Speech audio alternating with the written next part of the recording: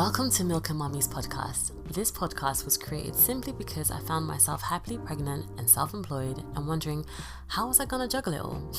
Get comfy as we talk all things motherhood, working for yourself and finding that elusive balance, honestly.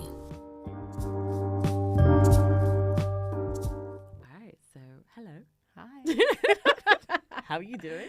I'm doing good. I'm really good. Okay, cool. Well, can you tell us who you are and what you do? So my name is Darshna, and I currently work in the addiction sector. So I provide support for people that are looking to get help for themselves or loved ones. Mm-hmm. I also have my own private clinic where I do coaching, counselling, and many other things. Mm-hmm. But, you know, I think that's just the ADHDer in me. Need to have like a couple of plates spinning all at the same time. But primarily that's what I do. Yeah, I love that you've also outlined it because I feel like I can never quite name what you do. And I don't know if it's just like a phase of life thing, but I feel like I struggle with any friend to understand what, like to name, like to give the job title or describe the job. I'm like, oh no, it's something to do with, and then I'm lost. So yeah, thank you very much for outlining that. I find that really interesting because I also really struggle to define what I do because I feel like when somebody asks you what your job is and you feel like you have to give this title, but in my mind I'm like, but I do so much more than that. So it's like I don't want to undersell myself. Is it difficult trying to put, with the industry that you're in, is it difficult to put it under one header, if that makes sense? Maybe not so much for the industry that I'm in, but I think in terms of all the different areas that I work in. So like I had my own clinic before and I used to do a lot of treatments and I kind of went down a holistic route of that. So I still have some of that going on. And then I had my coaching and counselling, and then I kind of fell into this role of addiction support. And then because of my background, I've kind of I work in the operational element of the business as well. Okay. So yeah, and it's and it was like a startup which has now grown massive. But amazing. Yeah, but within those startup type of setups, you do end up literally doing everything. So you are the chauffeur, the cook, the cleaner, the boss, the everything. It's true. Literally everything. So yeah, so it is a bit hard to define it, but yeah. Is there a particular element in what you do that you enjoy the most? I think very early on in my life, when I used to think about things like life purpose, I used to feel like when I am at my happiest and feel most aligned is when I'm in service. Okay. Yeah. And this job really gives me the opportunity of that. Like whoever picks up the phone and is looking for support, whilst that used to be my role to kind of be like frontline and really answering the calls and supporting families and individuals through their journey with addiction. And even though I've gone into the operational element of it, so it's more about kind of setting up the background strategies and protocols, etc. But just knowing that the thing I do actually saves lives, that's pretty big. You know, that feels really important. So that feels really good. I feel like that's the part that I enjoy the most. That's dope. And like so many of us are on so many different journeys, and I think finding and understanding your purpose is, I think it's become more important for people these days, which is amazing. So I think for you to have found that and to be fully immersed in that is dope, because obviously some people can still be on that journey trying to understand and find what they do, and things can shift and change. So it's always nice hearing someone that's firmly in that space. I'm also wearing my Invisalign, so anything with an S or whatever is coming out so badly, because when I was speaking just now, I was like, oh my gosh, what am I even saying? So I apologize to everyone listening and myself and my mouth. It's a lot right now. Anywho, so you do that as your job, your calling, your purpose, and you are also a mother of 3 awesome boys. How's that going?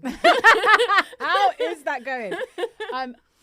I feel like anytime somebody asks me about, oh, so you have kids? And I was like, yeah, I have 3 boys. There's like this shock and horror on their face. Like, oh, well, you know, that must be really hard. Yeah. And I'm like, actually, they're really good kids. They're really, I mean, don't get it wrong. There's like always challenges and there's always things as they move to different phases through their life. I so specifically remember like being a first-time mum to my eldest, Rohan, and going through that period of just not sleeping and looking at my mum going, is this ever going to change? And she's like, let me tell you, this is the challenge today, but the challenges never end. You know, as they get older, it's something different because they are entering a new phase of life.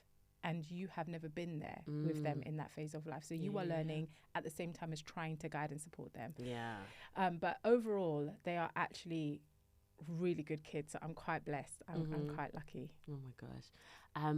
Did you know you always wanted to be a mum?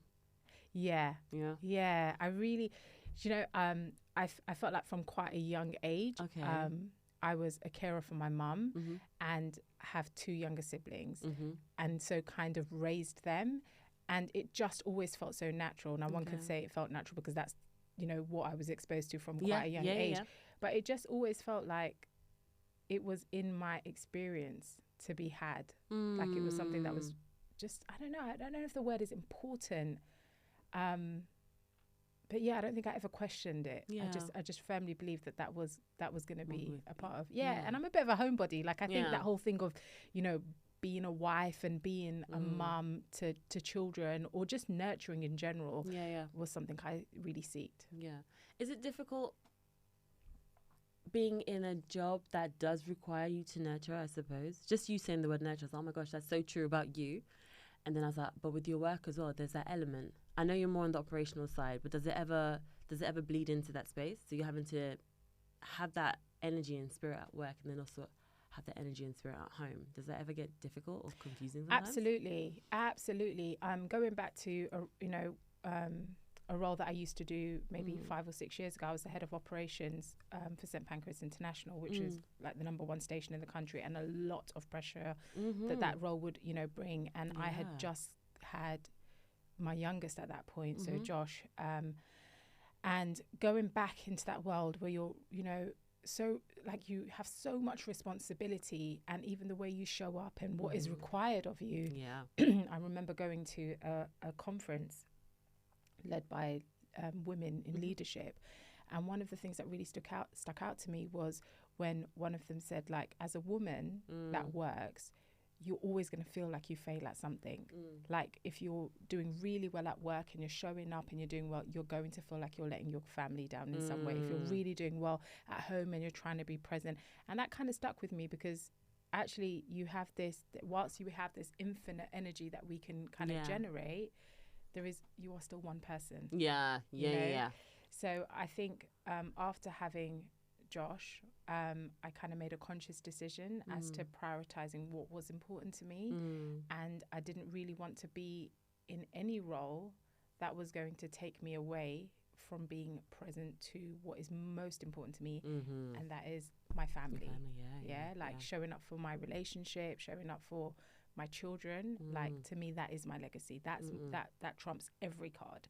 So having clarity on that has helped me navigate. So even like when I had my own clinic and I was doing a lot of work in the kind of healing and energy work, there were times when I had to like close the books for a bit, because I'm like, I can feel I'm running low, and I need time to build and do what's important. Oof. Obviously you've got 3 little babies. What was your... I also love that I still call them little, because everybody's like, they're growing. In my mind, exactly. I don't care that you're taller than me. Do you mean? Okay. Taller than you.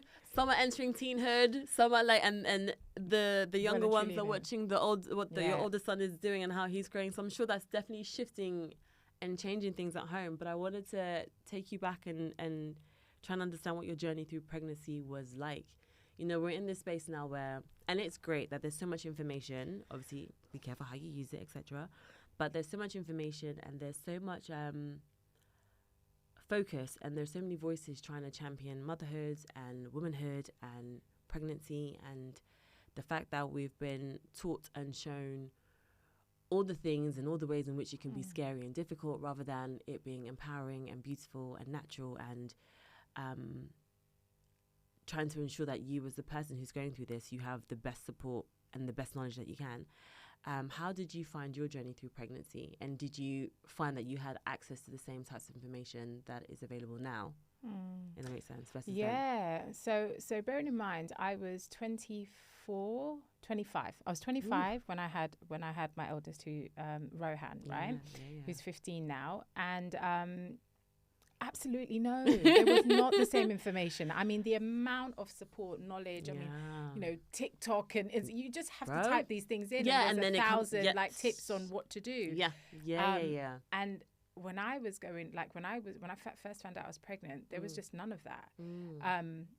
There was like the NCT classes, which I didn't even end up going to because I think because I was working and they never seemed to work with my diary, etc. And I remember feeling like I missed out on a community because I feel like almost every one of my friends who eventually went to those things, like, I don't know what it is about these classes, but they were like bona fide friends for years to come. And I was like, what happens? What happens in these classes, right? It feels a bit more than just deep breathing. I don't know. But what was really interesting for me during that time is I was the first one in my group that became a mum. So it was like a first time, and navigating the changes of just not just I'm going to be a mum, but actually in my community as my friends. So a lot of my friends are still going out and they're still trying to, and here I am like nesting. At home, nesting. You know? No, it's true. Yeah. So there was that element going on.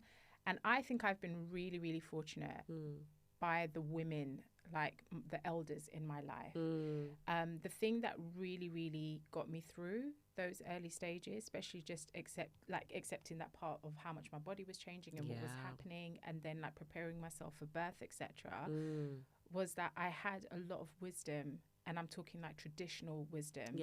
So mum's like homemade remedies for things that made a huge difference to me, I think. And these are like things that I just don't feel, they're not written in books. So like sometimes unless you're around this knowledge, unless you're around people that want to talk about it and share it, you just wouldn't know. Because what I found is every time I went to the birth center and I would have like my prenatal checkups and all of these things, it's everybody's different, and you know, everyone's journey is different. But what I found absolutely hilarious is when my time came for labor, they tried to treat me like everybody else. And I had precipitated labours. So my labours were really quick. Okay. And obviously at the first time, when I first went into labour, I wouldn't have known that. Yeah. So, you know, I showed up. I remember going into labour and showing up at the birth centre, and they literally looked, and I'd never forget, it was hilarious. They looked at my husband and they said to him, because these intense contractions are coming. They're like, oh, it's your first baby. It's going to take absolutely ages. Little did they know that 3 hours later I was going to give birth at home, because they sent me home on my bedroom floor. Oh, my gosh. And with my second one, they tried to do the same thing, and he was born in the back of an ambulance. And by the third one, I remember the midwife going, just put your finger in the air. If today feels like it could slightly be the day you're going to give birth, you need to get in here. And that's exactly what I did. So by the third one, we made it to the birthing center. But yeah, I think the kind of confidence and knowledge of like my mum even just saying to me, you know, that this is literally what your body's designed to do, right? So you have to trust that intuition. And it's very hard to trust intuition when you've not had to lean on it in that space. Like, I've never gone through this before, so how do I know what I'm feeling is okay? So when my body's telling me to push, and I'm like, but they're telling me that my labor is going to last about 17 hours and I'm like 2 hours in, ready to go. How do I trust that, you know? So I think there is something to be said about that part, about just like believing that you can do this, and whatever that looks like, because not everyone's fortunate to be able to go through that process. Some people have to go and have C-sections and whatever that looks like after, you know. But then also trusting that your body will heal or can heal, and speaking up for what is required and talking about how you're feeling is really important. I think that's what I learnt during my time with it all. It was great that I had so many friends who have had kids or in that process too. And I think for me, yes, it was great that I'm definitely a research geek, and I'm definitely that guy who's going to read up stuff. So that was so helpful to have for me. There's definitely an element of, is there too much information or not? Because it can be overwhelming. So I think you have to understand how you want to navigate that space. And what was I going to say to you?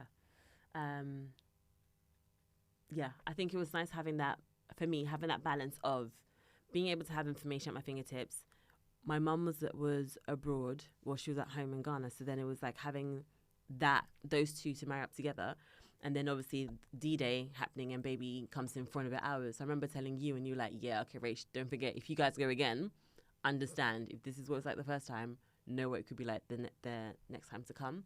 So that was super, super helpful to have. And with what you're saying in terms of what you gained and experienced from the elders around you, is dope that you're now in that space where you're able to pass that information on to people as well, whether it's to your younger siblings, to your friends as well. So like, yeah, your tips always finds its way into my home as we're about to enter potty training. I already know what you did and what you told so and so, and they've told me now. Do you know what I mean? So it's already it's working and it's continuing, which is really, really gorgeous. So that's how quickly your births went, etc. Do you have any vivid memories from birth? In each episode, sure. Do you have anything that stands out to you from each birth? So I think for Rohan's birth was really interesting because he was born with it in his sack. Oh wow, right? yeah, Which is really rare. Yeah. And what was that like to see? So it was, I think the whole experience, I just felt like I was having an out of body experience anyway. Get it? So I when they sent me home from the birthing center, we had this really huge bathtub at home so 2 people can lay in it. And I remember the one thing that stayed consistent for me throughout all of my labors is that I wanted to be in water. Okay. Now, one thing that I've come to learn many years on, like I have this affiliation with water, like even today, if I'm having a stressful day or even if I just need to zen, my first thing is I want to run a bath and I want to get into the bath. I now know that is just the yin energy, right? When I get into that bath and I'm like in that fetal position, that's my kind of balancing, me connecting with that feminine part of energy where I need nurturing. Okay. So in all of my labors, I just wanted to be in water. So I filled up this bathtub and I got in and I didn't feel like I was in there for long. Yeah. And I remember I started to push. Okay. And Jason was like, babe, I don't think you're supposed to be doing that. And I was just like, my body's telling me so. I need to push. And the scariest thing now, this is like, I'm putting a warning, okay? Putting a warning on this bit. So I'm pushing and then there's this like, what he describes. I mean, I've got this huge belly. I felt like my belly was out here from the minute I peed on the stick. Yeah. So I've got this huge belly, so I can't see anything that's going on. And he's looking, he's just like, what is that coming out? Now, what was happening, it was the sac. It was a part of the sac. So at this point, I'm sitting there going, it could be my intestines. It could be anything. It could be my back. It could be anything. Everything. Because just everything feels like it's going to come out anyway, right? Yeah. So, oh my gosh, yeah. So Jason calls the midwives and they heard me in one of my contractions and they were like, oh shit, she's actually going into labor. You need to get her out. So they were like, you need to get her out. You need to get her out of the bathtub. And then they sent like the ambulance. Yeah. And so I just remember laying on the floor. I had about like stark naked, laying on the floor, and I had about, I think 9 or 10 ambulance people that showed up because they had the local ambulance, then 2 other ambulances showed up. And Jason literally delivered Rohan. Yeah. And I remember him saying to me how scared he was because of course he didn't realize, I mean, I knew this, that babies don't pick up their colour straight away until they've taken a couple of breaths. Yeah.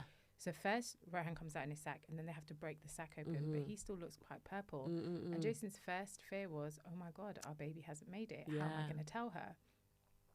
And as this is happening, and I'm just not aware. Jason, bless him, he's trying to like cover me up to keep my dignity. I'm like, you don't even care at this point. Oh my gosh, I just don't care. You just don't. I'm just really like, get it off me. I'm hot. No one touch me. And I tell you what struck me.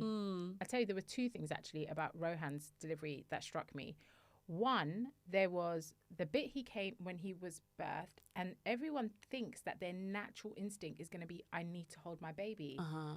I was really surprised mine wasn't. Okay. I felt like the minute he gave birth, and everyone was there at that point, and they wanted to get him dressed because they needed to now take us to get checked because he was born in his sack, and they just need to check fluids and all this stuff.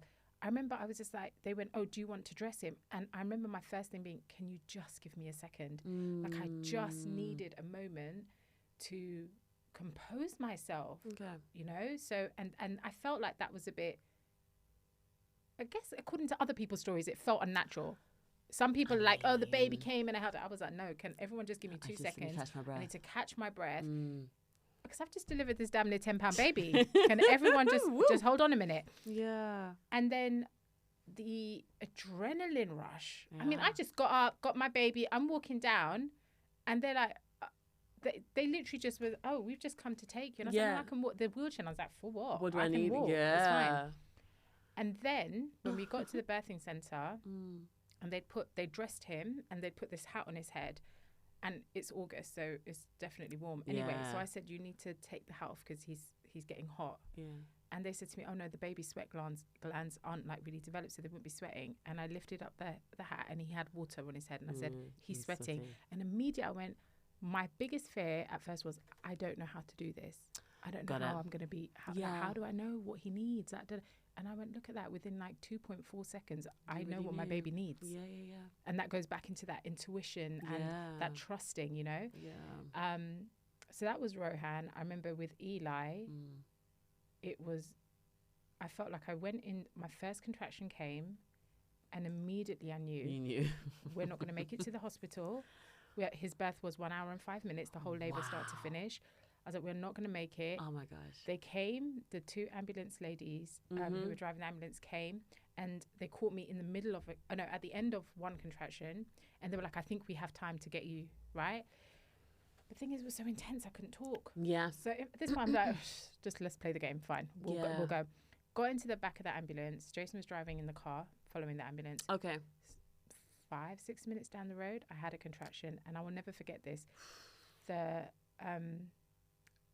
lady in the ambulance, I mean, I've gone into this contraction. It's like one contraction before the child is coming, so it's intense. Yeah. And she literally looked at me and went, oh, for God's sake, get a grip of yourself. I've never seen anything like this. Let me tell you, I was like, if I wasn't literally about to give birth, this would be going very different. You'd be lying on this bed right now. Wow. It was so crazy. And the next one, and then she checked and she was like, oh my God, his head's coming out. And then Jason got in and I gave birth to him. What did that woman say, if anything, after that point?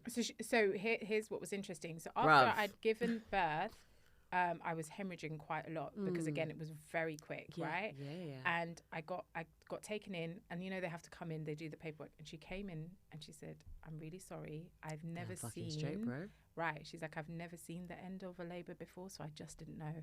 And I said, "That's okay, but please, for your own safety, don't do that again. Never again. So, like, why would you just what were you doing in that moment?" But I was just too excited because I've just had a baby. Baby. Wow. And I was exhausted, but also, bro. But yeah. So just sometimes when people are just interesting in it.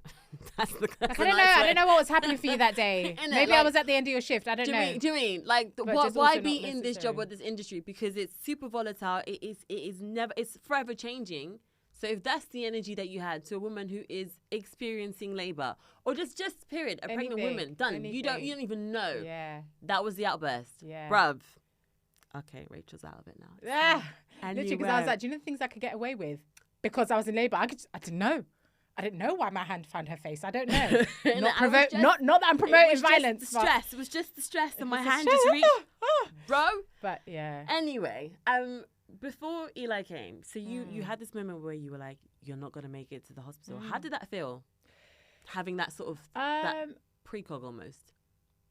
So I remember when I was in labour with Rohan, I got into the bathtub, and you know this thing where people are like, I want people around me. Yeah. Which I didn't want anybody. Nah, listen, not me. Jason came into the bathroom, right? Mm-hmm. And in that moment, so I didn't have any painkillers or anything. When I went into the birthing centre, they gave me gas one time, right? Yeah. And I hated that I felt like I wasn't in control of the labour. I wasn't in control of the pain. And being the Virgo and the control freak that I am, I was like, I need to be on top of this. Yeah. I can't have anything interfering with this. So I decided I don't want this. So I remember going into the bathtub and Jason came, and I remember having this moment. Now, does anybody remember that film that oh God, what is it? Indiana Jones? Yeah. And there's the one with the Indian guy, the bald head guy. Yeah. And there's this bit where he puts his hand into the people's chest and pulls their heart out. Oh my gosh, Temple of Doom. Yes, sorry, indie fan, go for it. So when I say to you, when my contraction came and Jason was standing there, my hand was there, and I had this vision that if I put my hand on you, I might actually take your heart out and pull it out. So my hands just need to stay here and everyone just needs to leave. This thing. And I felt like I have to get on top of this pain. And I remember having this thought in that moment going, do you know what? There are people that are far less equipped that can do this. You've got this, Darshna. You've got this. And reminding myself that being in the right mind frame was what was going to help me. Because if I started feeling out of control here, the body's going to follow that anxiety. And this is you having that mindset and thinking before even hypnobirthing was super popular and like a whole thing. No, like what was that? There was no classes for that. There was no, like, it wasn't, you know, and maybe it just wasn't advertised, you know? So before any of those things, and also going, I remember having my bag packed and I had incense sticks and some well music. I didn't know. I had all of these things thinking it was like, I'm going to be able to manage this period. Yeah. I had no idea what was going to happen the way it was. Yeah. And then like one of the biggest lessons of going, do you know what? It's all about actually in this moment, just surrendering. You've got to surrender. So when my body felt like it needed to push, I pushed. When it felt like I needed to slow down, I slowed down. So going back to that moment with Eli, what was really interesting. So my mum was at the house. Okay. And she'd obviously, because I had Rohan at that point, and he was like 22 months. So that there was, you know, there's a plan the week before we're going to go, like, Mummies, something happens. And my mum was given this whole big bravado. I delivered my younger two siblings. You know, I was there at my mum's delivery. I can do this. I know what I'm doing. And when I went into my first contraction, I remember being in the bathroom downstairs, because, you know, you have this need of, I want to go to the bathroom. Like, you have this constant feeling, this pressure. And I will never forget, she looked at me, she saw me have one contraction, she walked the other way. And in my head, I was like, what happened to big talk about, I've done this, I know what to do. I was like, where are you going? She's like, I'm tapping out. Oh, no, Mum. Right. So I remember speaking to her after, going, Mum, what happened to you? And she was just like, it's just, but you're my baby. Oh, baby. And she was like, I just, like, to see you in pain like that, knowing I can't do anything about it. She goes, it was just too much for me, you know? But yeah, like, she went and I knew that, like, again, it was because I'd gone through those thought processes with Rohan, and it all kind of comes back to you in those moments of just going, just listen to what your body needs to do. You got this. Oh my gosh. If we go again, there's an element of the unknown in the space you've just described for me, just because I was asleep and the sound of my waters breaking is what woke me up. So if we go again and it's during the day or anything like that, I don't even know what that space is before that bit. So there's still something new, brand new to kind of experience in that space. But even that thing about the water breaking, that's what I assumed. Every movie I watched said that's what happens. Pop, and then I have a child that's born in the sack, so there was no water breaking. There was just this pain, and I was like, oh, what is this? You know. So again, like, just not. Like, even though you could have 3 babies and none of the labours were the same. Yeah, exactly. All of them were completely different. Oh, my gosh. So just when you think you know everything, you know nothing at all. You know nothing. They come back to humble and school you. My child told me, Mummy, sit down today. And I went, right. There you go. I've just been told. And it was the cutest thing. So I was like, do you know what? This is the one day where you can say this to me as many times as you like. Because tomorrow it's never happening again. It's not happening. It's just dope watching her as she approaches 2 and her putting her language together now and her grammar together and all different things. It's just like, oh, I'm obsessed. So special. And I remain obsessed. How do you deal with the obsession of your children? You have 3. So, bro, I haven't, it hasn't lessened for me and baby number 1, and she's almost 2. So what do you do? So this is a really, this is a really important one, I think, because the obsession can obviously show up in so many different ways, right? And I think for me, again, going back to that control freak, right? The helicopter mum, just wanting to be there, want to kind of protect you from everything. But you do it so well. You do. Do you know what? Maybe I don't get to see. Let's be out of our hands, so tell me the truth. I don't know, but like, it looks so like, oh, that's so great. And she's done this, she's done this, she's done this. So yeah, you did so well. But sometimes I feel like I'm like that swan that's just like, everything's right top and underneath, like that paddling. Underneath, so I think it's so easy. Like, you know, when they're small, I think wanting to capture every moment and like be present to it and just being so in love and infatuated, and that never changes, right? Like, there's moments where I'm like, I'm about to tan your behind a different colour if you carry on with that lip, right? Social services don't come for me because that hasn't happened. But you know, like, you have, but that thing of just looking at them, and you have these moments at all the different phases that they go through, going, oh my God, like, we did that, we made that. Yeah. You know, this is like a human that is who they are because of what we've put into them. And that's really amazing. But I got to this point of adolescence. Mm-hmm. So again, Rohan, I've got 2 teenagers. So Rohan's 15 and Eli is 13. Woo. And when I was doing my master's, so during lockdown, and I was like, I want to change my career, and I went back to studying, and I was like studying in psychology, and there was this one part, and we had to write this assignment about adolescence and what happens to children. And what I found so funny is that every time I would get to this point in the reading where it talks about what happens, like the mum, the kind of apron strings need to get cut. Yeah. Because now it's like the female imago steps back. So the kind of idea of mum and what she represents, that nurturing, that caring, the mothering, that all carries them up to that point. And then the father role has to step in, because that's what represents independence and sexuality and teaching them that. And my body was having a physical rejection to this notion, in the way that every time I came to read this part, I would fall asleep. Oh my God. So then I'm thinking, maybe I'm just tired. I'll change it. Whenever I would try and read this bit, and that's when I realized, oh my God, it's because my son is at that point now. Yeah. So I'm obsessed with my kids, but I've had to learn that in order to truly do what I'm here to do, which is to give them enough space to guide them, to show them, but actually know that it's your life in its full autonomy, like what that looks like. My obsession needs to be back here a bit, because otherwise all I'm doing is projecting my wants and my needs into it, and it's so hard not to want to do that at all times, you know. But I've been here longer than you, I've seen many more Diwalis than you have, like this is but actually that doesn't help. It really doesn't help. So yeah, that kind of being is obsessed with them from here is what I've had to learn.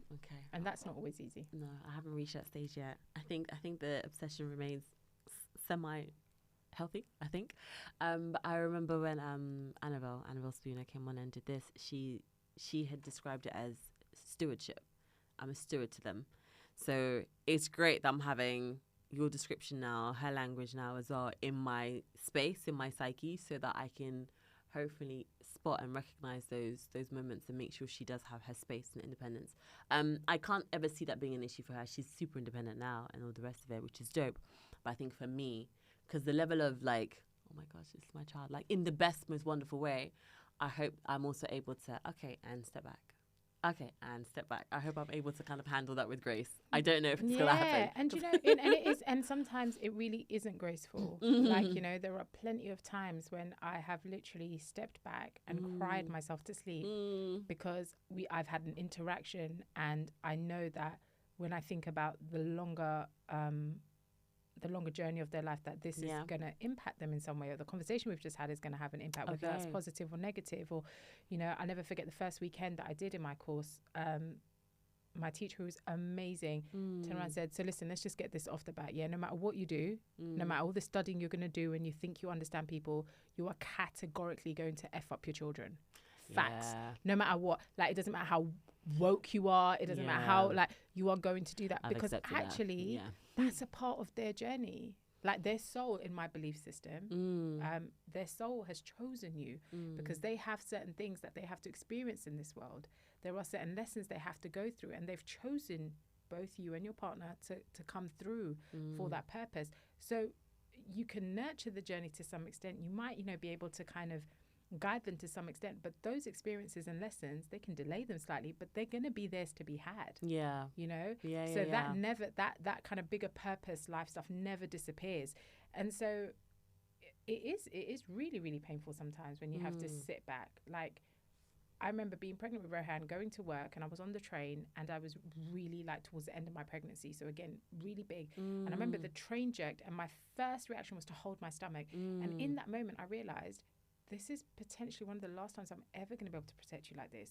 Because after this, you're going to be in the world. And life is happening, and I can't surround you with cotton wool forever. So actually, all I can really do is hope that I've equipped you with the skills that you're going to need to be safe. That scares the shit out of me. I hate it. I hate every bit of it. You know? I get it. I remember also having I'd forgotten about that actually. Just towards the end of I'm getting to 35 weeks, 36. Oh my gosh, she's gonna come out. She's gonna be out, and she's never gonna be this safe or this cocooned, this protected ever again. That was difficult to process because then she came out, and I tried to have at least like 7 days with just us, with no one had seen her, nobody had visited us, and I was like, because I'm never gonna have that time again. And once the doors open, you're never gonna, like, every new thing was like, it's never gonna be like this again, or we're never gonna go back to this space again. So that was I think I found that quite difficult to process in a way of not being afraid. That was a terrible sentence, but like, just, I guess, relinquishing whatever control I thought I had, and just understanding she's in the world, she's of the world, she's in the world, and that's okay. That took a while to kind of process, for sure. So you saying that just reminded me of that. That was really difficult. And I think the thing that a lot of mums don't really maybe get prepped with as much is like, when you are pregnant and then you've given birth, I'm like, do people actually sit there and think about the gravity of what has just occurred? I don't think so. You know? Or not enough. Yeah. Not at all. Like, in terms of the emphasis that actually needs to be put onto that. Like, you have grown an actual human, right? So let's talk about all of the actual hormones and stuff that are being contributed to you. And the other way, this being has taken all of your vitamins and all of the best of everything you have to offer. And then you've given birth. Now, even though you've given birth, your body still has to catch up with the fact that it's not there. Right? Like, oh my gosh, my child is in the other room crying and my milk is escaping me, like it's just trying to find my child, right? So this entire body that you felt you had autonomy over, that was mine, is now being shared. And at the same time, I've got this child from the minute they're born, whilst they're always in your kind of like circumference and attached to you, are kind of edging closer and closer to being away from you. So fast forward that to get into adolescence. And it's so, I think it's one of the most humbling experiences. Being a mum is one of the most humbling experiences for me. Because I know that everything I do is centered around, yes, my goals and ambitions for myself in life and my purpose, but also what that contributes to having children, because that was a choice that I made. I wanted to have them and feel quite conscious in that. And yet I will practically have no say in it.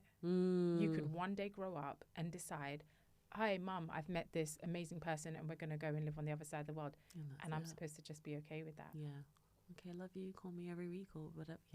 What? What? I'm not ready. But it's true, because that's what we've done in whatever version of that is. We've done that. And yet when we're in it, we don't even see it, innit? No, it's fine. It's like, but mum, like, you should just be happy for me. I'm doing so well in life. Listen. And I'm just like, until you're a mum, I don't even think you understand it. Because there is no reference to, because I just don't think you've loved anything like that, you know? And it's tough, because you also have all of the emotions. Like, you can also love something or someone that much and still go through all of the emotions. I mean, there are mums that give birth and they don't feel that maternal connection and make themselves feel wrong about it. But again, like, there are so many things that are happening on so many levels. Like, that takes time to balance. And that's the one thing I think women have been amazing at highlighting on this podcast. At least with some people, if it does come to them, if they remember that, just remembering what's happened, the gravity of what your body has been through, what you've done, and the fact that it's okay to take time. And people want to come over and they want to hold the baby, they want to do this and the other, and it's try and navigate that space as best as you can. Maybe you're comfortable to have them immediately, because guess what? Okay, that gives you some time, frees up your hands, you can go and do X, Y, and Z. And for some people, they just really just want a minute to catch their breath still, you know? So it's like, I hope as we become more and more empowered as the people who are giving birth, and then also as people become hopefully more understanding and more empathetic and more compassionate, I hope we understand to give people the space just for them to navigate those first few weeks in the best way that they can, just so that they find their feet a bit. And I say a bit because it changes every day, every second, and you never quite get it. But just so you're given the space to kind of just figure it out a little bit. And I think just like having a voice, you know, having people that are around you that are going to hear your voice. Yeah, there we go. Yeah. Because you can have a voice, and also it's just, you know, there's no one there to really understand. Because I think in those kind of early days, you're also breaking a lot of stereotypes. You know, I always had big breast, so there was this natural assumption that breastfeeding was just going to be really easy. And actually I had a child that had a tongue tie, which I didn't, you know, what was a tongue tie. Didn't know what that was. And when I say to you, my toes would curl and the tears would fall from my eyes every time this child latched on. And giving birth to a giant, they were just hungry all the time. Like I'm like, at one point I remember sitting there just going, is there any point me putting clothes on, because my boobs are just out all day just feeding. I just feel like a cow being milked 24/7. That's how I feel. And yet it was so painful. You know, it was so painful, and it was hard. At the beginning, like, you know, I couldn't. The milk takes a moment to kind of come, and then eventually when the milk came, because I had bigger breasts, it kind of just flew so much that he felt like he didn't have to put in the work. Typical boy. He's just there about, so then he's not latching on properly, which just hurts. So, you know, we have to break through all of these kind of norms that we're told, or stereotypes, and go and then also not try and make ourselves feel wrong, because that's what's so easy to do in those moments, because you're so vulnerable. You're so vulnerable. You're trying to like catch up with yourself and how you're feeling and all the rest of it. And it's so easy to be hard on yourself in those moments. Am I doing a good enough job? Like, is this right? You know, traditionally or socially, or like, and you've got to kind of go, actually, no, I'm finding this tough and I need some help. Or actually, you know what, I know everyone does this, but this isn't how it's working for me. Like, what do you need? What works for you? What's going to be, because if you aren't in the best position you can be at that moment, you are still theoretically the life source of this child. So I think asking those really important questions about just checking in with your mind, body and soul at every point. What do I need right now? It's so, I remember at the beginning, like being really caught up in wanting the house to always just be tidy. You know, with that first child, I don't know why like people have babies and then want to have a house that looks like a showroom house to say like I don't have a child. And Jason didn't get it. He used to just be like, who cares? Nobody cares. And I used to be exhausted. And then like over having more children, I just got with the thing of actually when the baby rests, I need to sleep. I'd be so caught up thinking if someone's coming to visit, I can't just be like, I know you've been here 3 minutes, but he's just gone to sleep and I really want to go to sleep. I felt like I had to sit there, of course, and entertain. Well, you know what it's like when you come to my house. Oh, you come, okay, I better cook something. Took time for me to really learn how to put myself first in those scenarios, and I was a better mum for it. You know, being able to kind of like manage what that looks like eventually. Oh my gosh, man. So here you are with 3 babies, and you still want to have a career. You have a career. You're having a maternity leave, or however you work that space. What was that like in the initial space before you'd really come to the decision of, okay, I know what my priorities are, and nothing is ever going to trump family. How did you find, before getting to that point, how did you find balancing that? I mean, hard. So, you know, we weren't in a position where I could like kind of leave the running of the family to one person. I mean, who is nowadays, right? Like when you're a homeowner and you've got multiple businesses, or you're doing whatever, it's not as simple as just one person is just going to pick up the brunt. So Rohan was 9 months old when I had to go back to work. So I didn't even get a full year off. I was very blessed that I have like literally the best mother-in-law in the entire world. Amazing. I tell Jason all the time, I feel like I married you for her. I love that. And so she, you know, we paid her to come. I was like, I was going to pay a nan, you're an au pair. I'd rather pay you, so you can come and look after him. And that worked out beautifully. I think I think I used to feel comfortable that I wasn't just leaving them in you know, an unknown surrounding. They're still with family, so that was good. However, I cannot tell you how many times I would have had the worst night of sleep, and then I'm waking up to go and make decisions in a boardroom about what I'm going to do with a £22 million budget with no sleep. Like, you know, navigating the reality of what it means, like to hold all of that was so immense pretty much all the time. Or like I'd come home and I used to remember like getting into these kind of back and forths with Jason where he would go to work with the lunch that I've made him and come home to the dinner that I've made him and the kids are in bed. So now you're going to watch a bit of TV or whatever and then you're going to rest. And I'm sitting here going, I've been up with no sleep and I've had to cook and I've had to go to work and I've come home and I haven't even taken my clothes off. And so sometimes, you know, just actually, but even then, like Jason is the most amazing father, like so hands-on. And I've been so blessed with the companionship that I have with him and who he gets to be with our boys, right?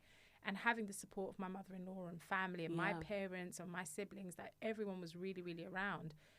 But it doesn't take away from, like I say, that mother's guilt. Like there were times when I was going to work and I was like, I actually just want to play with my son today. Yeah. You know? Yeah. It makes me want to cry now. I get it. You know? Because there's times when it's like, the things we've had to do to make it work. Oh, babe.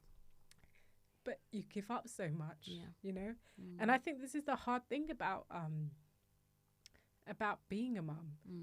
And I remember in those moments, like when they would be sick and I would be working and I'd be up all night on a rocking chair trying to hold my baby up with Vicks on my chest so he can breathe.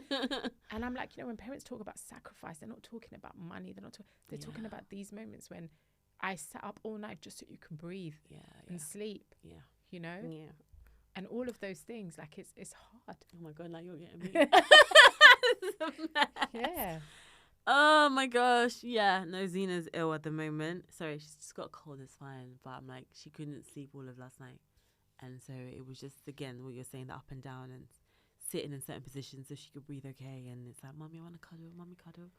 Or like just asking for little things. And it's just like, you're fine to do it, obviously. I'm happy to do it, but and you know they're going to be okay. You're just, the worry, the stress, the concern. Is she okay? Can she breathe okay? If I do this, do this, do this. And you just haven't slept. I haven't slept. C'est la vie. You get on with it and stuff. But it's just like, you just saying it that way. It's like, it's oh my gosh, it's not even an overstatement. It's not even you being dramatic. It really is that. And I know anyone who is listening to this podcast is in a similar space to where we are. You're either a mum or you want to be a mum or you're trying to be a mum. You're already in that space. So it's like, I almost want to say nothing is ever dramatic. Like that's just really where the stakes are now. Things just shift and they sit in that space now and it's so heightened all the time. And you have to try and find a way to not be ruled by being overwhelmed. You have to try and stay focused and stable, and my hands are going at the minute. But it's just as level as you can be because it's never an overstatement, and the stakes are just so high. Because I think, like, you know, when you have these little humans, and you just feel what that, like, when they depend on you, what that looks like. Yeah.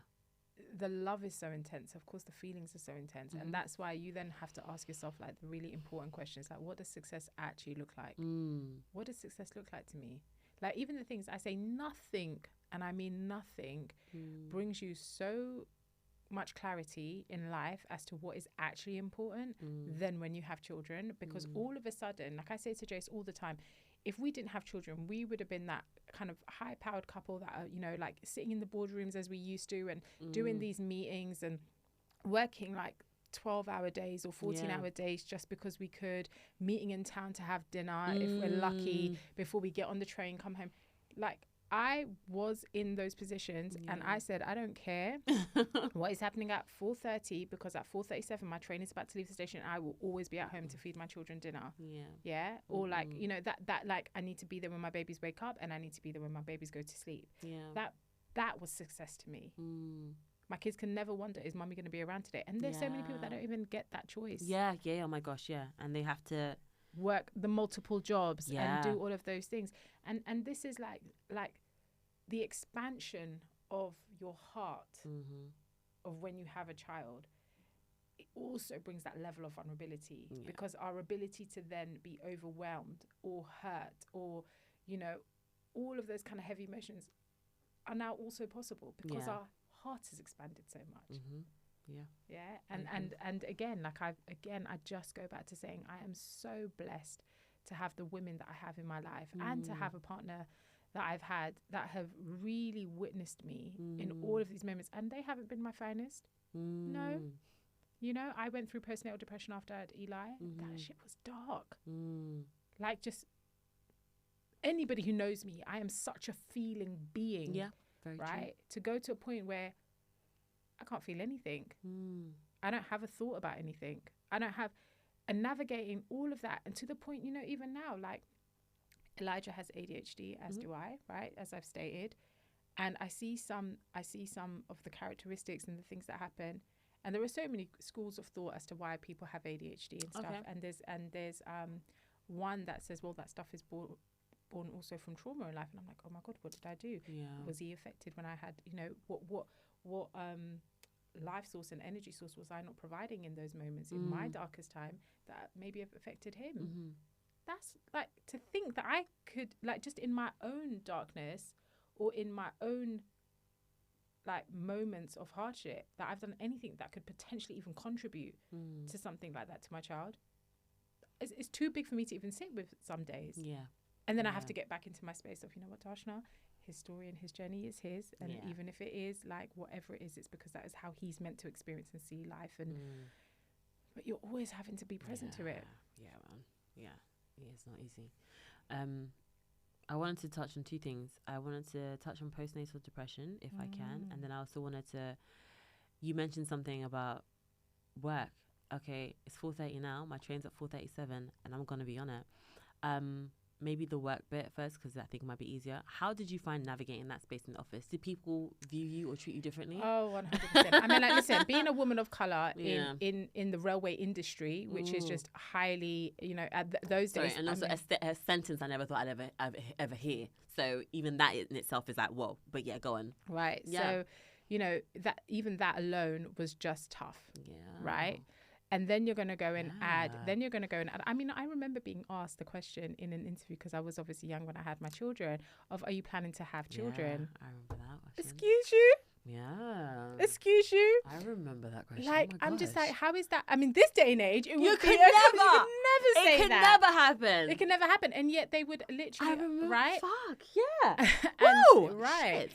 And I remember, you know, there were things that were really, really inclusive and were really nice. Like, I remember when I was coming back after being on maternity leave after having Joshua, they were like, you know, a part of their policies, you'll have a room where if you need to kind of express and stuff, you can do that. And I thought that was wonderful. But the practicality of things was definitely not that. I mean, I remember coming back and you're made to feel like you're going to be really supported and stuff, but actually you still have a role to do, and they don't care if you've had 2 hours sleep. They don't really care. There wasn't like, you know, if you're blessed to have managers and like a leadership team that really understand, because there is so much magic women can bring to, you know, these kind of positions in businesses. And yet I notice how many of them are made to feel less than, because actually you do have, if your child gets sick, I mean, the funny thing is, in all the years, if it's different now because Jason gets to work from home a lot, right? Yeah. But back then, when he also had to go into the office 5 days a week, if anything happened to children, it wasn't even a question who's staying home. Yeah. It was just a given that it would be me. And yet my job was no less important than his. I wasn't any like, you know, I was in a lesser position in terms of the hierarchy of the business. Yeah. But yeah, it's thing. And the funny thing is, in business, and I remember sitting around this boardroom table, and we were having this meeting, and I was like, I can't be late. I need to get home, because also, you know, I've got to be respectful of the people who are looking after my children. Yeah. She also needs to tap out and go home, right? Yeah. And all the men that are sitting there rolling their eyes and judging as you're getting up and packing your bags, I'm like, yeah, but you only get to sit here because you have a wife that's doing this. Yeah. I am the wife. Yeah. Or I am the mother. I have to do it. Yeah. You know, so those days weren't. And I want to believe that things are very different now. I want to believe that businesses have kind of grown and the flexibility. But I also know that that's not true for a lot of places, you know, and that bit's hard. I like, trying to navigate all of that is tough. Man, I just don't even know. I mean, it's also like, F you, I'm going in it. That's what it is. But it's not, it's not easy. As you just said, picking up your stuff. Okay, thank you. Going. Just that whole 5-minute exchange, whatever else, it would just feel hella awkward. It's just awkward, awful. But I think it's also like the workload didn't disappear because I had to go at 4. I then still have to pick up and do the things. So then there's this feeling of I'm not doing as much as I could, or they feel like, or the expectation at work. Then you're like, and I'm also not doing as much as I could at home because I, the expectation of I want to be around my children. So then you're just generally left feeling I'm not really succeeding in anything. Yeah. Whilst you could be smashing it, because let me believe and tell you I was.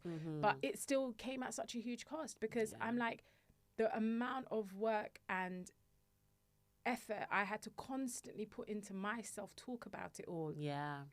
And I think there was an element of where by the time I had Elijah, where some of that was lost because actually it was really hard. I had 2 babies that were, 22 months apart. Yeah. Both in like nappies at the same time, that type of thing. And I just don't even feel like I was even prepared, perhaps to some extent, in terms of like, I just assumed I'd just go back to work and all of these things would happen. But yeah, all of those things are hard. And then you're obviously, and then in the midst of that, because that's work and then there's the kids, and then you're navigating your relationship. Yeah. That's a whole new thing. Yeah. Because before all of these things, he was my number one baby. Yeah. You're the one that I'm sitting there and watching movies with and stuff. And now you want to do the same things. And I'm also like, I've had no sleep. I need to go to, so it's like, how do you try? It's a constant balancing act.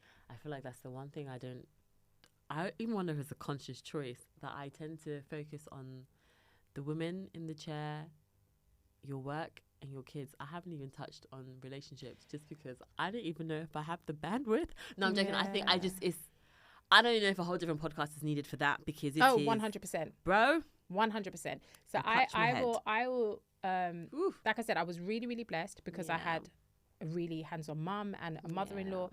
And so I remember being about, I think it was maybe Rohan was 8 weeks and mum stayed. Oh my God, I love my culture because let me tell you, in my culture, firstly, when you have a baby, you're meant to go back home. Like you wouldn't even be at your husband's house or your house, that kind of stuff. You would have got shipped back to your mother's village.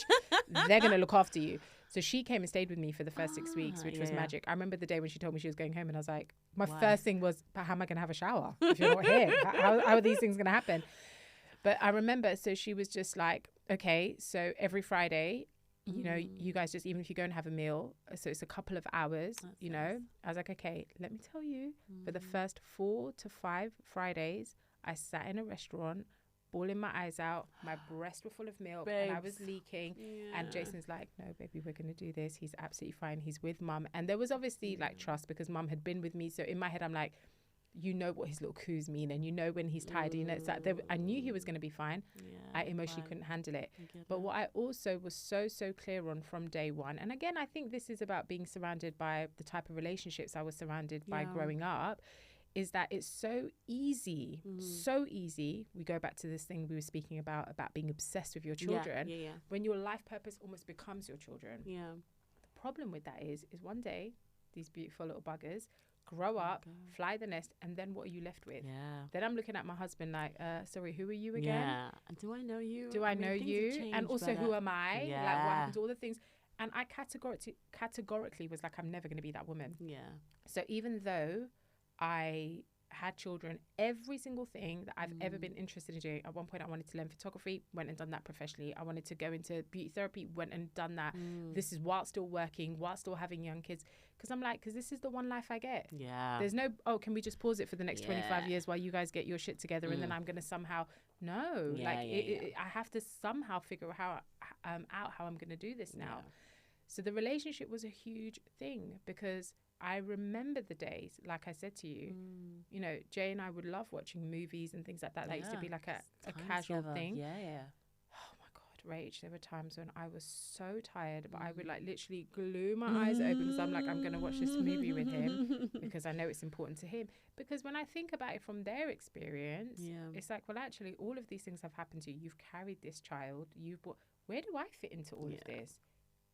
And so there is a responsibility, I think, that whilst in the ideal world you would just get to completely tap out and be with baby and that trust your husband isn't going to have these natural maybe insecurities or things. Yeah. But the reality is everyone's trying to find their position in this makeup again. Yeah. It's And a then we brand new go order. to the topic of like trying to be intimate again after you've had children. Mm-hmm. Let me tell you, these Mm-hmm. big breasts that you've enjoyed playing with are now just milk machines. These are not like the topic of sexuality and like, you know, and it's kind of recreating the space constantly with each other. Oh, and I've always prioritized like Jason, and I love him for this because in his head it's me and her, me and my wife. Mm-hmm. Everybody comes after that, including the kids. Yeah. Right. Mm-hmm. And it shows up in our relationship actually, and it actually lets the kids know as well. Yeah. That there's no divide and conquer in this house. Yeah, that's dope.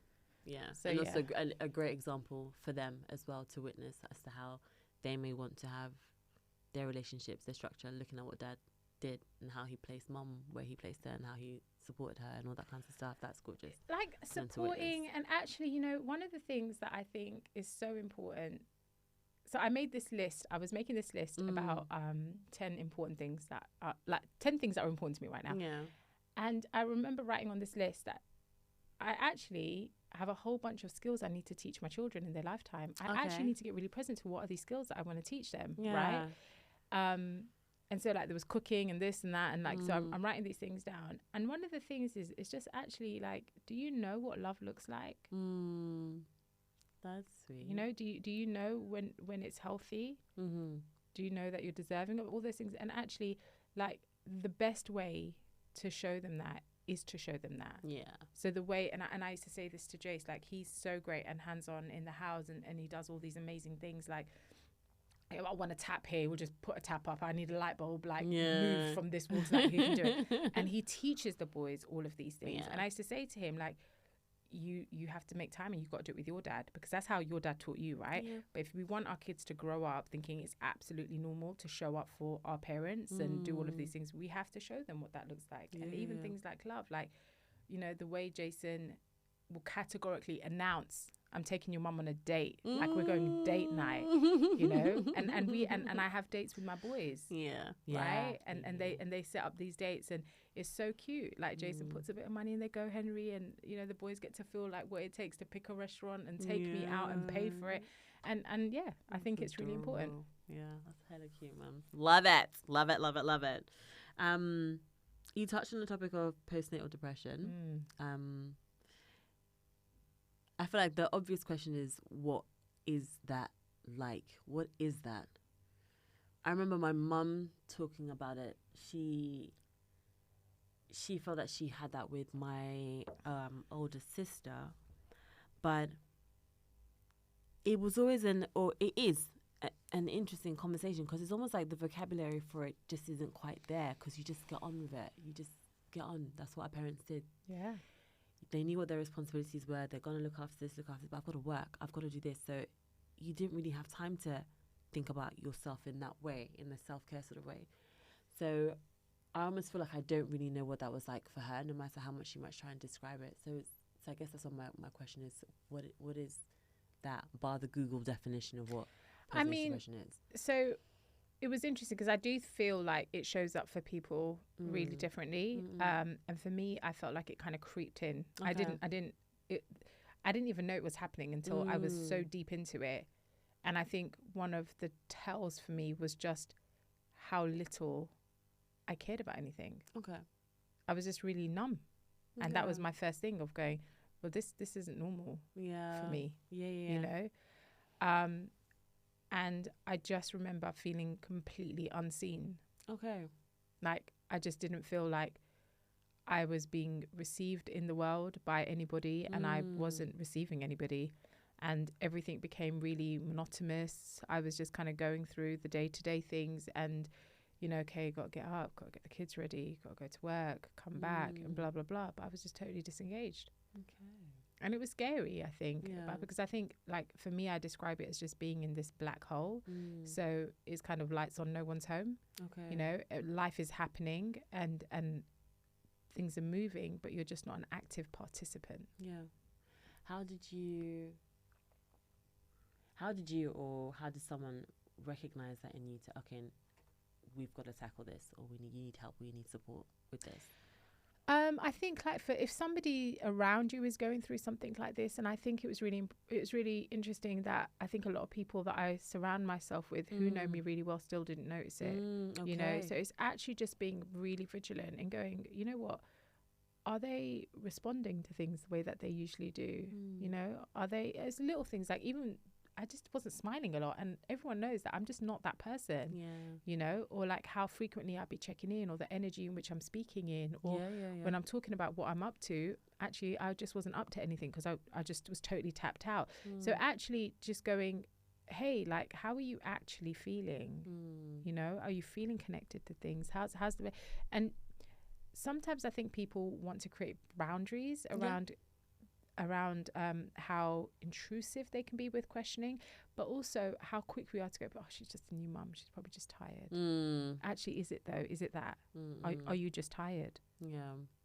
You know, because I also went through this phase, and this is another thing, and I think it's really important that people do this, but when you've given birth, making sure you're getting your levels checked. Yeah, you know, hormones and stuff. Like, I was severely anemic. That would have absolutely played a huge part in how I was feeling, because there would be times I mean, Jason would walk through the door and I would just cry because I felt like my body cannot keep up with, like, I just felt this, I could sleep for 14 hours and just wake up exhausted, and I couldn't shake this lethargy, you know.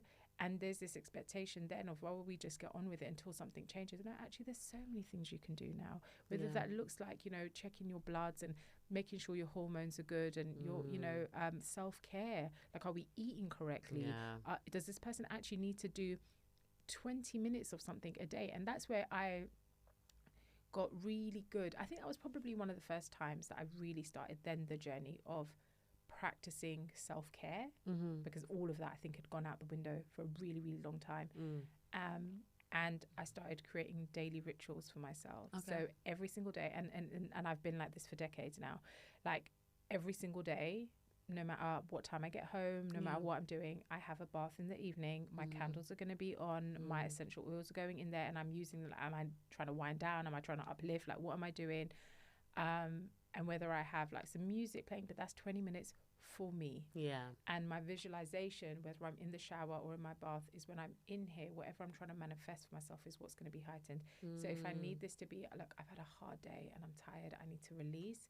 Like, I'm visualizing that water totally surrounding me, and as I get up out of that bath and I walk off onto that mat, I'm releasing and leaving everything, and then I visualize that water going down the drain and washing away all that's not meant for me, or that I don't need to be carrying, you know. And just kind of like getting back on track with doing little things like that, or just actually being able to go where the kids are playing and the house is a mess.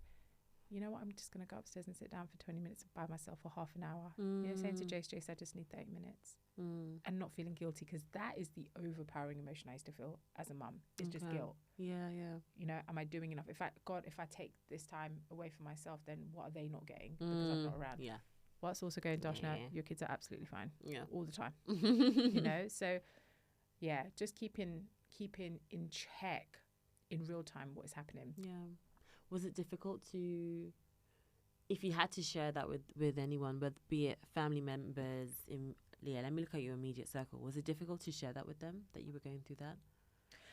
I think, if I'm honest with you, I can't remember at the time, because I don't feel like I did immediately. I was only, and even this, I feel like I'm only able to talk about it so freely because so much time has passed, right? Of course. But I think at the time, I remember there being a voice, but why are you struggling?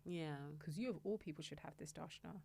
Because actually the reflections that I've always got from everybody is how capable I am, how natural mothering is to me, how, like, you know, juggling all of these balls, just like, oh, Darshna, you make it look so easy. And sometimes when you hear that enough, that really becomes a part of your identity, right? Like, oh, actually, so then you start living up to that, because all of this is supposed to be easy for me, all of this is supposed to be okay. Like, why am I feeling any of these things, or I shouldn't? So then that kind of even further motivates why you should just carry on at the pace that you are. Not going, actually, no, I need help. Yeah. I need someone to, and then I also think that there was an element of just how difficult I find it to receive help. Fair. Right? Yeah. So it's not that I had a shortage of people going, I can cook for you. It's not a shortage of people saying I can come. And I would also like curl over and want to die at the thought of someone folding my laundry for me. Do you know what I mean? Yeah. Like, it's just, what? You're going to come to my house and it's going to be anything less than presentable? Like, I just had to get off all of that shit. Yeah. And I just had to like say, okay, like my mother-in-law, who would be amazing with the kids all day, and I'm like, Mum, you're just going to have to do the dinner, you know? Like I remember my friends would always joke with me about, I would pride myself on like cooking fresh meals all the time. Yeah. And that, Darshna, have you ever ordered takeaway? And I'm like, no. Oh. And then I sit there going, but if I had a friend who was really busy and were feeling really overwhelmed, and I went to their house, and rather than getting plates out, they gave me a plastic plate and said, let's just get some pizza, would there be any judgment? Absolutely not. I would be the one saying, listen, you're doing too much. Yeah. And yet, why did I find it so hard to just accept that for myself? Crazy, huh? Yeah. And then and I think it's also a reminder, like, unless you're kind of creating spaces, whether you do counseling, whether you've got friends, like whatever the thing is that feels natural to you, right? But if you don't create the space to check in with what is actually happening in your mind, what is the thing we're projecting to ourselves right now? What are the standards we're trying to live up to right now? Are they even achievable? Yeah. Because sometimes you need someone to look at you and go, yeah, this is amazing, but can we just take note of this, this, and this? Yeah. And if you are absent from that check-in, you're like literally setting yourself up. Yeah, man. 110%. Whoosh. Was it a long journey to get back to you? I mean, I still think that that's the journey that I'm going to forever be on, because who am I? Yeah. You know, in any, like that thing of who I am and what I need is constantly changing. Yeah. So yes, absolutely, it was a long journey. I think and I think one of the biggest things that I had to kind of tackle was like just forgiving myself. Okay. That was hard. You know, in all of the expectations of who I thought I was supposed to be. Yeah. And actually letting all of that go. That must have been so difficult. I think it was so difficult, and also one of the most liberating things I'd ever done. The freedom that would come from that would be phenomenal. But to just take that step and let go of the first thing, that must have been hella fucking scary. Yeah, and it was scary. And then also going, guess what, Darshna, you are just a mere mortal. Like, what? It's okay. How dare you? But yeah, like just, you know, again, like just releasing all of the adaptations of where you're supposed to be and how you're supposed to show up, and just going, some days I'm just not that person. Like even this thing about now, I think what doesn't work so much, I think being a parent in this day and age is there is now so much visual representation of what it is supposed to look like. Yes. You don't have to be on TikTok, but 3 minutes and you've got these women with their perfect houses, there with their like Chanel dresses on, cooking their meals from scratch, and you know, all of these kind of things, going, oh my God, is this what I'm supposed to do? When there were days when I'm like, if I can get the cereal in the bowl, I'm winning. I've made it. I'm winning. I did that. Okay. Right. So I think there's so much pressure, and we also now are in this time where we live with this belief that everything is possible. Yeah. And whilst everything is possible, do I need everything right now? There we go. Yeah, because this thing of I've actually got a toddler, or I've got a baby, and I'm trying to build these businesses, and I'm trying to, and brilliant, when you can make it work and it all works, that's fine. But who are you in those moments? Yeah. Are you actually here present for the journey? Are you getting, as a human, an actual human living being, are you getting what you need? Right? And I don't think we ask ourselves, or we don't create the space, or we don't have the language. Yeah. Right? Of where we're actually being able to be inquisitive enough about. And I think a lot of my kind of journeying back to myself was about asking these questions. And also, what another thing I found really liberating is there were times that, so one thing I've always tried to do is when my children would ask me, like, Mummy, how are you? And in general, with anyone, I always try and give the most honest answer. Okay. So if I say, yeah, everything's good, chances are I don't really know you like that, you know. But when they ask me, I would say to them, do you know, I think Mummy's having a really tough day today. You know, I think I've been feeling quite emotional, or this happened and I found that really hard to deal with, and blah, blah, blah. Because it's giving them permission to go, oh, maybe that's the level I'm supposed to be thinking about myself. Got you. Yeah. Because in every moment, Yeah, you are teaching them something. Yeah. Yeah. You for know? sure. So 110%. yeah, so now when my children see me take 5, I mean, I think like say with my ADHD, which was something I think I always knew I had it, but kind of got diagnosed and reading more and understanding more about it. One of the things that I've really been clearly able to communicate to my children, like I have a sensitivity to noise. Okay.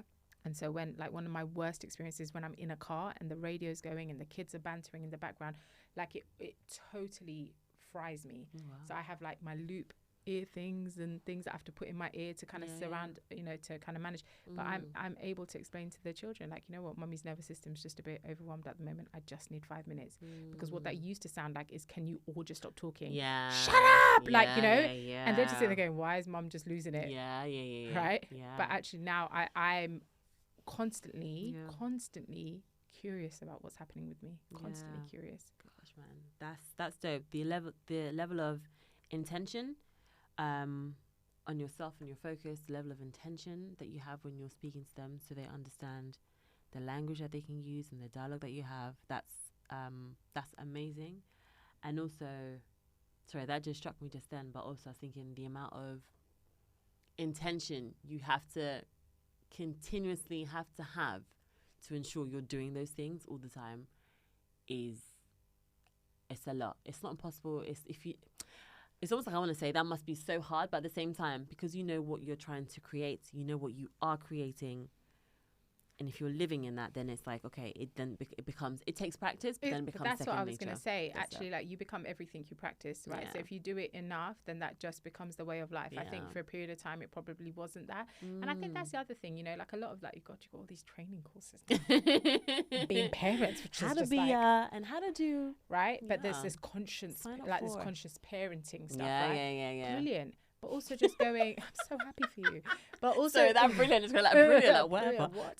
No. Like, genuinely, I'm very excited for all of the people that have this information. Well done to you. But the thing about that is, it's also going, you know, these, like, I think people are really good at throwing these I am statements out of I am a conscious parent and I'm very intentional with what I do. Also just going, that stuff can also be seasonal. I have a season of where I can really be like that. And then I have a season, don't talk to me, don't get in my way. Like, guys, we're doing minimum contact time. Like, whatever it is, like, these things, you just give yourself permission. And again, I think those things can only be put into play when you take the time, again, to be curious about what is occurring for you, right? And when you know, I could be the mum that is constantly showing up and constantly doing all of that stuff and being all of the things all of the time. And actually, what am I teaching my children? That what I feel doesn't matter. So now I'm just giving them an example of what it looks like to totally ignore who you are, to consistently and constantly be in service for what everybody else needs. That also does not look attractive when you're 30 and burnt out. Truth. So it's also going, do you know what? So my kids would tell me something and I would ask them, and how does that make you feel? I remember their faces going, well, feel what? Like, but okay, I'm actually supposed to have so Joshua does this a lot. He'll be like, Mom, do you want to play a game? And I'll be like, sure, what do you want to play? And he's like, I don't know, whatever you want to play. And I was like, no, but you want to play a game. So what do you want to play? And he's like, I don't know. And I was like, Joshua, you know, when you say to me, I don't know, all you're saying to me is that you don't want to put in the work to think about it. And I need you to think about it. What do you want? And I couldn't believe for how long he used to find it difficult to just voice what he wanted. What I was clear on, what my child is asking for is connection with me. And he doesn't know that. He just thinks I'm inviting Mum to play. He wants connection with me. But how do you want to connect with me? Okay, you want to play a game, but what game? And just giving them the skills to navigate those inquiries for themselves. Because that's what we need to do, right? I think in the busyness of life, we can become really prescriptive to our children. About, you know, I don't behave like this and do this and go here and do your GCSEs and then do your A-levels and this is a career you can have and no. And what I always explain to people, like I have clients that, you know, we often get into these dialogues with their parents and stuff, is if life is a maze, and all you keep doing is telling your children what to do, all you are teaching them is to follow instructions.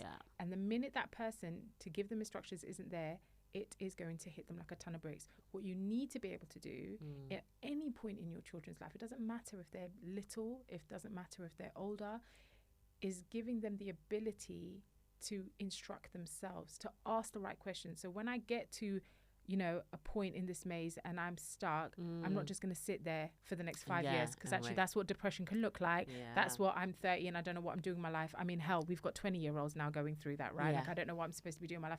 And then they're just stuck. Because actually what they don't have is access to the language or the thought processes or anything to help them navigate through what I want looks like. Because there's just not enough emphasis on the self. Right? So having that ability, when you give them those tools, they'll navigate anything, whether you're there or not. And that's the important bit. Yeah, that's true. Gems being dropped. How has motherhood impacted your creativity? Because of everything that you do, you're also a very, very creative person. How has that impacted it? Hugely. I think, like I said, one of the things that children are really good at doing is giving you purpose. I used to feel like anytime I accepted a project or a job or anything, I would break it down to say, like, in order for me to do this, it has to justify the time I'm not going to be around my family, right? And if it doesn't, then it's not for me. And in terms of that, I think, like, creatively, whether it was singing or whether it was, you know, writing or just anything, like even putting words to feelings and emotions and whatnot, it became really important for me to sit with the concept of what is my legacy. What do I want to be known for? What do I want to be remembered as? And I don't mean on a world or global stage, even as for my children. You know, and sometimes creativity look like, how am I going to, you know, work with my husband to get food on the table when lockdown was happening and, you know, businesses were impacted and all of that kind of stuff. Sometimes we've got to get creative with that. And what's amazing is that we have always done it, and we've always won. Because I think when you have purpose, and I think that's what children provide you, like, you have a goal of this is what we need to do. If you allow yourself, it just opens up how you're going to achieve that. And I think that can then impact every part of your life, whether it's like career, whether that's life experiences. You know, when your dedication to, I want to do this, you'll figure out the how. I always ask this question because I find it to be true, but I kind of find that with every child a person has, there always seems to be a project that goes hand in hand with said child, or it kind of inspires a new business idea or a new something. Did you have any of those, and did you have any of those with each child, and are they still going, wherever they may be? So definitely with Josh. Okay. So with Josh came a whole house renovation, selling a house, buying multiple properties. I felt like my road to spirituality really opened up with him. And there was a level of confidence he gave me, which was really interesting, actually, which I don't think I'd really experienced before. And prior to him, like my voice really came to being, you know, after having him. And he was totally unexpected. Like, we weren't even trying. I was like popping that pill every day on time, because I just got to the point, you know, I think Eli was 5 and I was like, just, you know, my life's coming back to me, my body's coming back to me, my sleep's coming back to me. And bam, hey mama Lord said, we got different plans for you, young lady. So but I think those things definitely came with him. And what's really interesting is that I think my children are some of my biggest teachers, and I think a lot of parents say this, and I really know it to be true, because there are times that, say, when I was going back to saying to you, I would often ask, you know, when the kids ask me how I'm doing, and I'd give a really honest answer. And I remember once responding to Josh and saying to him, actually, I've had a really bad day today. And he was like, okay. And he goes, get your jacket on. I was like, why? He goes, just get your jacket on, Mum. I was like, okay. And it was like October. And I put my jacket on, and he took me to the garden, and we sat down and we blew bubbles. And he was like, this is going to make you feel happy, Mummy, because this makes me feel happy. Can I tell you, it actually made me feel really happy. Bubbles are amazing, first of all. Bubbles Let me tell you. I'm that guy. But and I'm sitting there going, I would never have done that if I didn't have a child. I would never have, and they just have this way of kind of like reminding you how simple things can be, you know? And so I feel like with him, and he also has this thing where he has this innate belief Yeah. that he is just not born to suffer. He is not born to suffer. He is like to be taken care of. Love it. Yeah, like he just has this thing. Already knows. He knows. He will literally, like, I'm driving him to school, and every other day it's, I mean, why do you have to take me to this institution, Mum? Firstly, little guy, spell it. Love Spell it. Okay? Why are you taking me to this institution? And I was like, so what would you, so what, you're not going to go to school? You don't want to? And he's like, look, Mum, Dad does really well in what he does, you know. And Rohan, he's very smart, Mum. So we know he's going to do well. And Elijah, I mean, you know, he's an entrepreneur. So, I mean, why do we all have to do the same thing? I was like, he's just literally, and I'm like, nomad I life. think you actually want something here. But, you know, and so I feel like that kind of rubs off on me. And now Eli, who is probably the biggest hustler I've ever known. Like, man was literally making money from the minute he could understand money, right? And his ability to just have big picture thinking, and nothing is like too difficult. It's just got to be a way around it. Okay. You know, and then I have and I love that. Yeah. And then I have Rohan, who is so pragmatic, so I could say Switzerland because he's so neutral with everything, right? Like, there is just that you will never get him slipping up on anything. He was hanging out with his boys, and I'm kind of like, I want the gossip, like what's going on, and right, and he's just like, no, Mum, I don't waste my time in idle gossip. Okay, he's just like, no, Mummy, that's, you know, we're not doing that. I'm not interested in that. Okay. You know, so yeah, like I think they all bring these elements to them. But I think with every child, like our want to what we can do has increased. Yeah. And actually it's shown up. Yeah. So yeah. Oh my gosh, dope. I love hearing about them so much because they're just the best. They're the sweetest when you meet them. They're amazing. So yeah, that's really dope. Getting little more like glimpses into their personalities and stuff. And how are you coping with teenhood, by the way? Oh man, so you know what, here is the thing, and this is, I think them being teenagers is probably one of the hard ones, right? Okay. So kind of going back into just the adolescent stage and stuff. I think like, so what happens is like when children are born or babies are born, you're kind of like you're a part of a community, your identity, whether that's going to be like religion or the country you're born in, or like you belong to something. And then just a bit further from that, you then have your family. Now in there, that's where you kind of, so you have an innate like value system, which comes from community or whatever, you know, you want to connect to. And then within your family, that's kind of reinforced. But they also become the kind of boundary between, so religiously or culturally or, you know, from the land you live on, there's a set of expectations. And then in your family, you get to kind of define that a bit more about, okay, so what are we taking on here? Now, what happens is when they get into adolescence and they get to these teenagers, that's really the point where they go, now all of these things that I've been born into and taken, what am I taking forward? What do I believe in? Now, from the minute they're born, you're organising what food they're going to eat, you're organising who they're having play dates with, you're organising what school they're going to go to. So you go from this space of having so much of a say to now getting to that point of where you can physically feel them pulling away, because now they're kind of stepping away from that, you know, male and female imagoes, the ideas of parents, and they're finding their own voice. Yeah.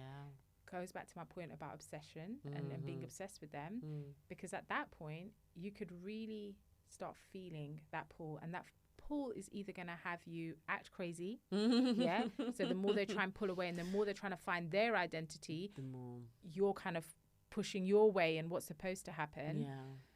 And as I've said to you, as a mother, I have found it increasingly difficult to have to step back.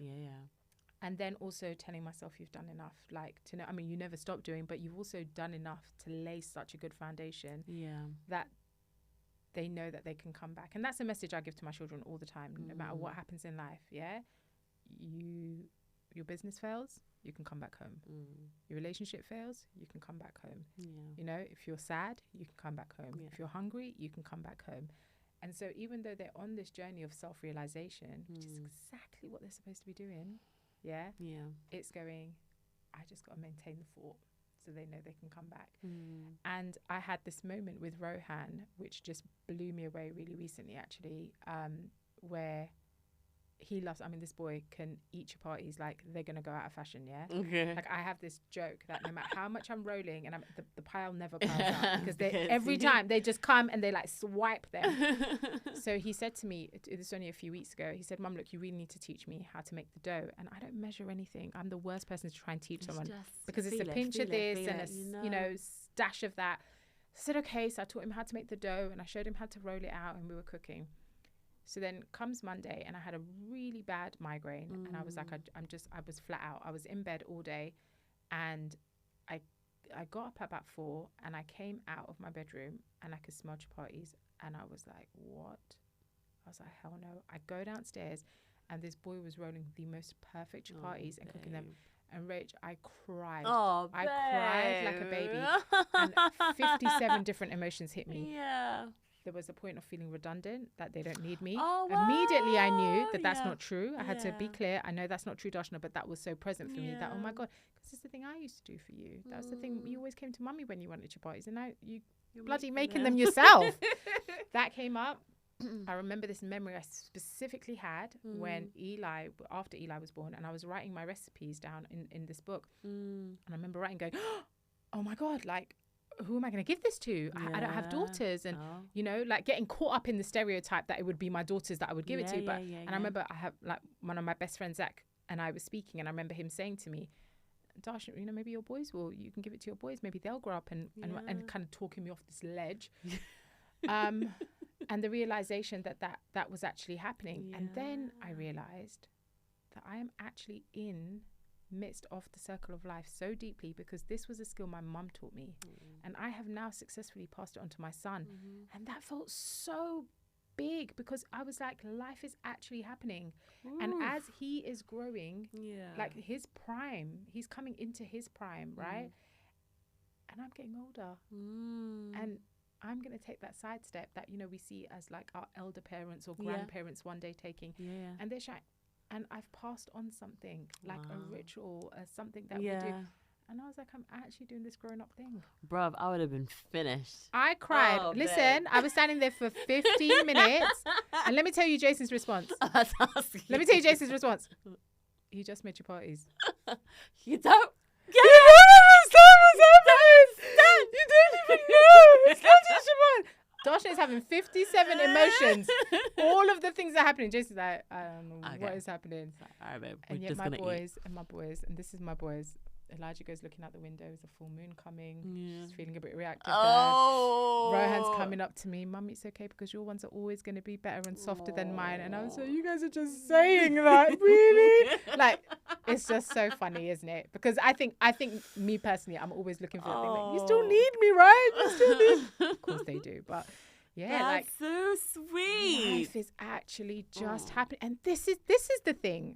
You know, like, while we get closer to wrapping up this kind of podcast, it's no matter what you do, life is just going to keep happening. Babe. They are going to grow every day, you know, and all you can do is if I can tell a mum to be, or mum who has just become a mother or expecting or whatever it is, right?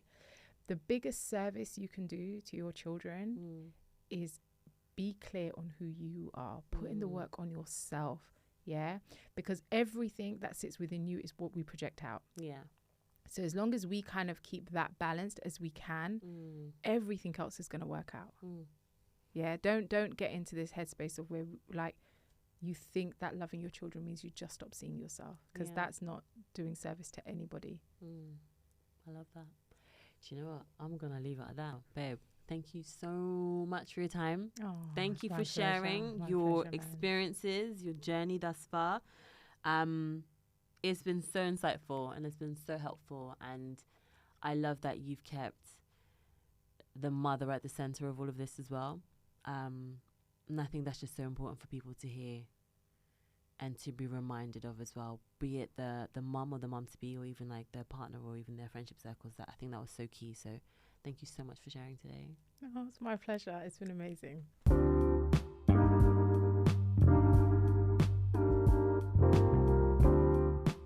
Hey loves, before we sign off, just a quick note to remind you that everything shared on this episode is based on personal research and personal experiences, lived experiences. I hope we were able to give you some food for thought, but please make sure you conduct your own research and speak to your healthcare professional if you have any questions or concerns. Okay, with love, catch you on the next one.